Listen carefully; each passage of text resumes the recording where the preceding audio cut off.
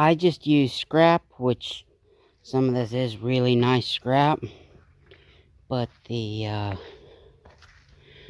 bottom is a 2x8.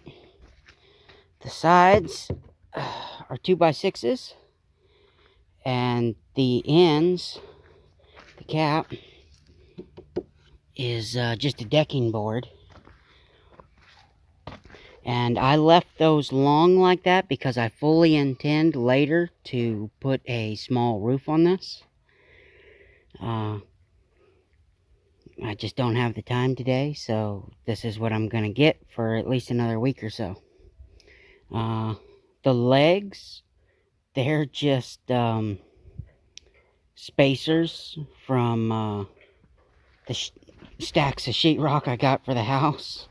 You can actually get those up at Lowe's and Home Depot. A lot of times they'll just give them to you because they throw them away. But I had them laying here from all the sheetrock for the house. But that's it. It is 64 inches wide on the inside. The ends I made 2 foot long. But like I said, you don't have to do that. That's just what I went with for putting a roof on it later. I didn't do any, precise measuring, anything like that. The bottom bevel that I cut, or the bevel I cut on the bottom, is, I believe, let me go look. I believe it's a 22.5. Yep, 22.5.